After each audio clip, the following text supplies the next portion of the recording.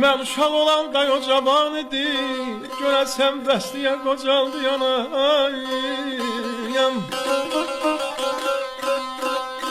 Bəlkə uşaq idim, ondan tələsdi.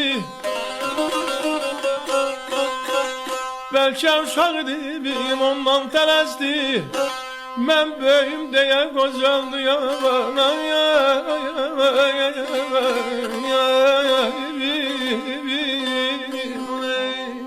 Ağladım, qəmləndi, güldüm, oldu şəni.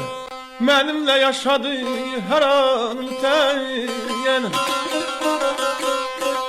Onun üçün uşağam, böyüsəm də mənə.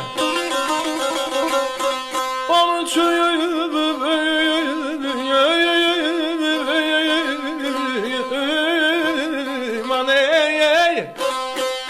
Onun üçün uşağam, böyüsəm də mən balam deyə qocaldı yanam. Yaxınam, uzağam, axı nə fərqi? Hey məni düşünə bər, tək mənəm dəvədi.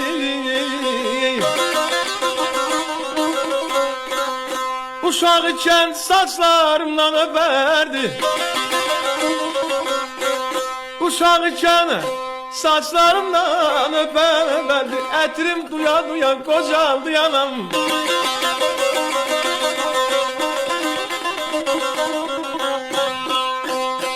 Çox vaxt gecələrin eylədi sabah.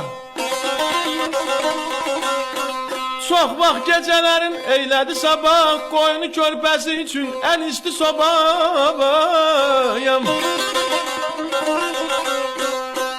Mənim üçün qatlaşdı hər cür əzabama. Mənim üçün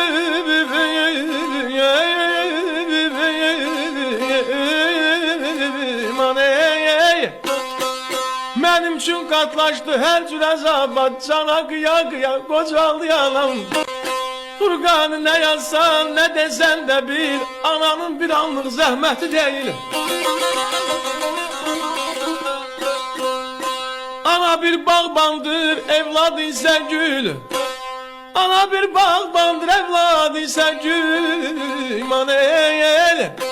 Qoxluya qocaldı yanam. Anayam, ay.